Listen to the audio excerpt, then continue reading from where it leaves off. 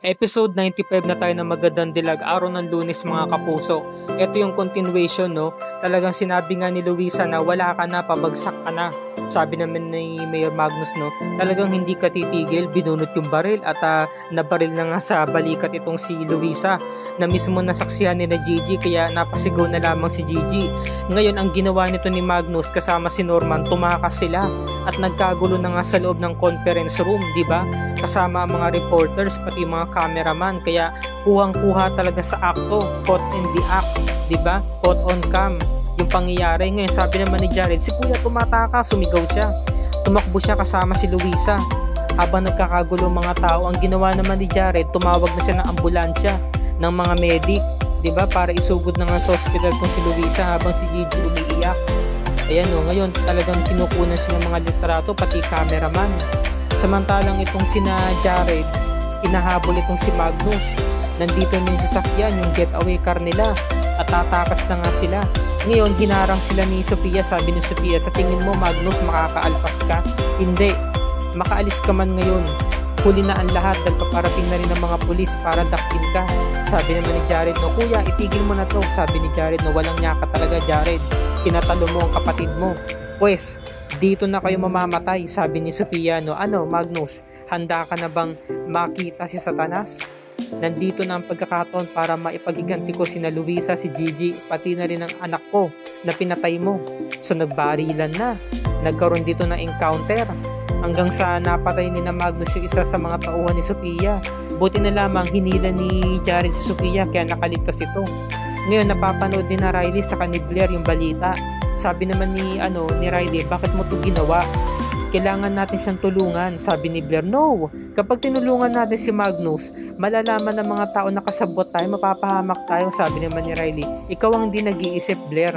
Kapag nakulong si Magnus, laglag tayo. Masisiwalat ang mga ginawa natin sa pamilya ni Gigi, pati na rin yung mga ibang tao.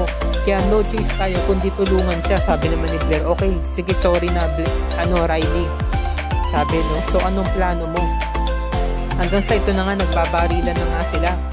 Ngayon, sumakay na ng sasakyan itong si Magnus. Sabi naman ni Sophia, akala mo Magnus makakaalpas ka? Huli na.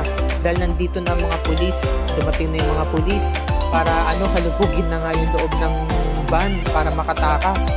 Ngayon, nung lalapit na yung mga pulis, hinulugog na nila, binuksan nila yung sasakyan. Nahuli nila yung driver nito.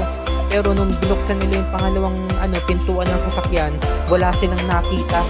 Diba? Ni Anino, ni Magnus nakaalpas. Kaya sabi ni Sophia, ang ibig sabihin ba nito nakaalpas na naman siya? Wala namang getaway car sa likod Ba't nakatakas yun? Napaka-imposible. Sabi no, halugugin nyo ang buong area. Kailangan mahanap siya. Tapos itong si Magnus, no, naka-hoodie jacket. Nakalabas pa mula dun sa may basement. Diba? Parang wala nangyari. Heto pala ang nangyari, binigyan siya ng hoodie jacket ni Norman at sinuot niya agad ito ng mabilisan. Hanggang sa lumabas nga sila ng palihim at dumaan sila sa likod ng sasakyan. Tapos nakalusot sila doon sa may basement hanggang sa nakalabas na nga sila. Samantala habang sinusugod sa ospital si Luisa, umiiyak si Gigi. Sabi ni Gigi, fighter ka di ba nanay, lumaban ka. Kinakailangan ako ng nanay ko. Sabi naman ni Eric, pinapalakas sa loob niya, Gigi, fighter si nanay mo, di ba si Ma'am Luisa? Sigurado makakaligtas siya. Magtiwala ka lang sa kanya, magtiwala ka lang tayo sa Panginoon. Niyakap ni si Gigi at kinukomfort. Samantalang si Gigi walang bukang bibig kundi kailangan ako ng nanay ko. Ngayon dumating na nga mga pulis at meron daladalang search of warrant. Inaaresto nila si Magnus sa frustrated homicide.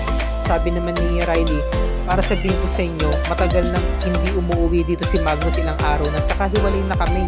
Wala na kaming koneksyon. Sabi naman ni Blair, tama ang sinabi niya.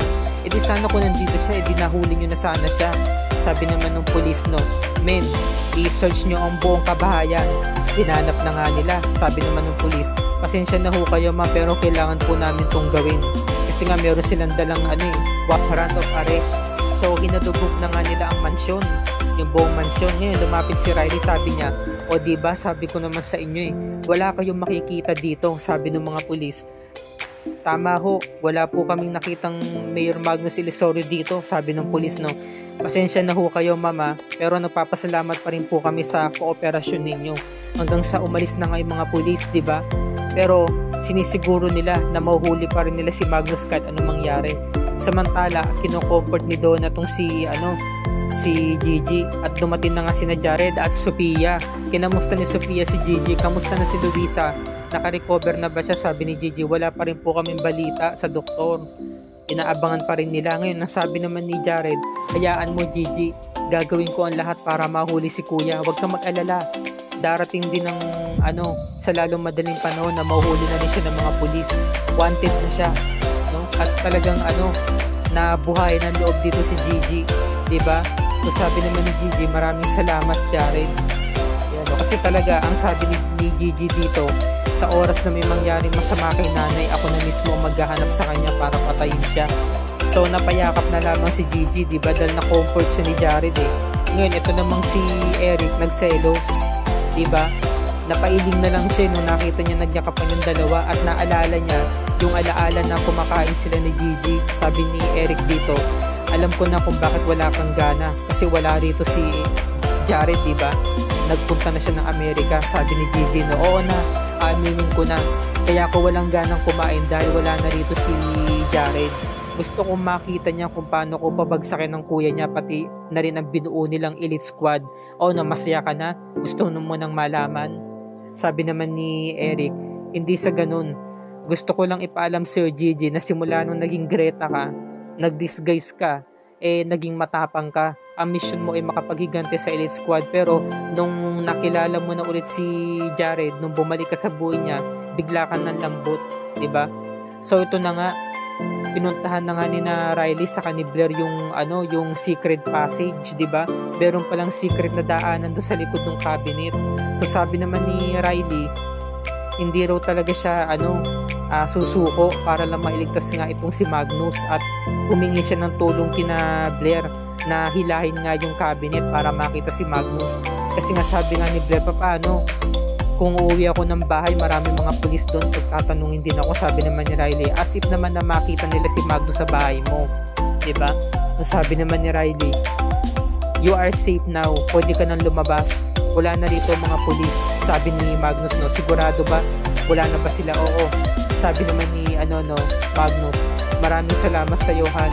Sa kabila ng mga kasalanan ginawa ko sa iyo, handa mo pa rin akong patawarin, tinulungan mo pa rin ako. Sabi naman ni Riley, no, dahil mahal na mahal kita, meron ka pang lifeline para magbago, para bumawi sa akin.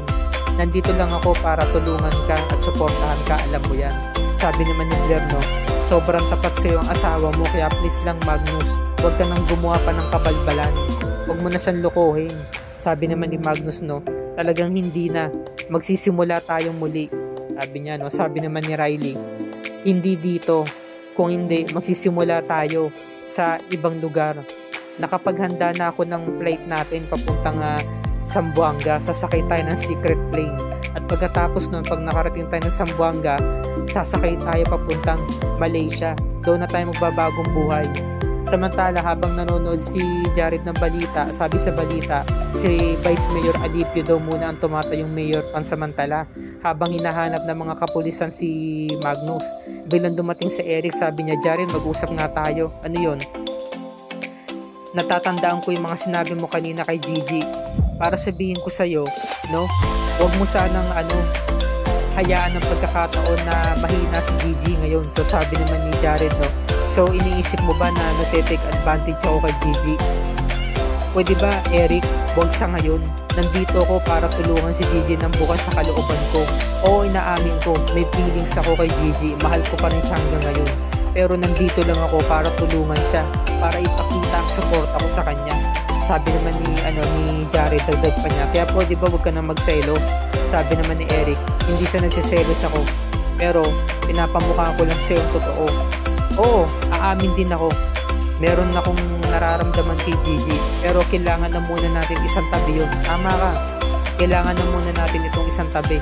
Ipagpatuloy na lang natin to, yung pakikipaglaban natin sa puso ni Gigi kapag natapos na natin ang mga problema. May the best man win, no? So nakipagkasundo siya kay Jared. Sabi naman ni Eric, dagdag pa niya, so ano bang pinaplano mo ngayon? Sabi naman ni Jared, meron na akong plano, 'di ba? Ang plano ni Jared ay sundan si Riley, manmanan sila, 'di ba? At ito na nga hating gabi, sumakay na nga si Riley ng sasakyan niya. Siya lang mag-isa. Ngayon, talagang magugulat ka dahil nagsasalita mag-isa si Riley. Sabi niya, nakahanda na yung secret plane na sasakyan natin papuntang Zamboanga. Ano, ready ka na ba? Sabi, biglang tumayo si Magnus, no? O sabi naman ni Magnus, ito na talaga yung pagkakataon para makatakas sila, para magsimula silang muli ni Riley. Ngayon, nakaabang pala sina Jared saka si Eric sa labas mismo ng bahay ni na Riley. Nakita nila na mag-isa itong umalis. Sabi naman ni Jared, si Riley umalis, mag-isa lang siya. So, kailangan nila itong sundan. Samantala, ito namang si Gigi, kinamusta na yung lagay ng nanay niya sa doktor. Sabi naman ng doktor, successful ang operasyon, naoperahan na. Lumalaban ng kanyang nanay, pero sa masamang balita, hindi pa rin maganda kasi sobrang hina ng kanyang pangangatawan. Kaya kinakailangan niya magpahinga. So sabi naman ni Gigi, so sa pagkakataong ito, hindi pa rin okay si nanay. Sabi ng doktor, kinakailangan daw talagang i-monitor ang health ng nanay niya at kinakailangan siyang idala agad sa ICU. Ngayon, ito na sina Jared saka si Eric, nasundan na nila yung secret na lugar kung saan dinala ni Riley itong si Magnus. Kasi nga, dito na sila sasakay sa secret plane at meron na silang mga kinuntsabang piloto. Ayan na, nakita nila, dala-dalawang mga piloto. Nagulat si Jared, ba't nga naman kasama ni Riley si Norman? Diba? So kay nahinala, alam na, talagang merong mangyayari. Ngayon, hanggang sa nakita na nga nila itong si Magnus, lumabas na nga na sasakyan at kumpirmado. Hanggang sa tumawag na nga ng mga pulis itong si Eric. Sabi niya, tumawag siya, sabi, kailangan namin ng responde, kinakailangan nyo na pumunta dito sa lalong madaling panahon dahil natukoy na namin kung nasa saan si Magnus. Samantala, pinuntahan ni Gigi ang nanay niya kasi nga nakiusap siya sa may doktor na kung pwede, puntahan ng nanay niya. Kinakausap niya to, sabi niya, nanay, kailangan kita, kailangan mong lumaban. Kailangan natin ipagpatuloy ang laban natin. Ngayon, ito na, nabigla siya nag-flatline. Talaga nataranta na si Gigi, tinatawag niya na ang mga nurses saka doktor. Hanggang yung doktor, pinapump na tong si Nanay Luisa. Ano kaya ang kahinatnan ng pangyayaring ito? Sana tuluyang makaligtas si Nanay Luisa, mga kapuso. Yan ang pakatutukan natin at dito na po nagtatapos ang review and recap para sa araw na to. Tunghayan natin ang episode 96, ang huling Martes, ang pagpigil kina Magnus at Riley Ilisorio upang hindi sila makalabas ng bansa. Dito na magaganap, parang ito na yata ang huling laban, no? Ang mangyayari, Norman versus Eric. At syempre maglalaban yung magkapatid na Ilosorio, sina Magnus at si Jared. Kaya itong pakatunghayan natin bukas ng Martes, mga kapuso. Kaya wag natin itong palalagpasin. At maraming salamat po sa inyong panonood. Kung bago ka pa lamang sa aking channel, i-like mo ang video na to at i-share mo na rin sa iyong social media. At i-click mo na rin ang notification bell at subscribe button para lagi ka updated sa mga episodes ng Magandang Dilag and other GMA shows tulad nito. Maraming salamat po and God bless us all.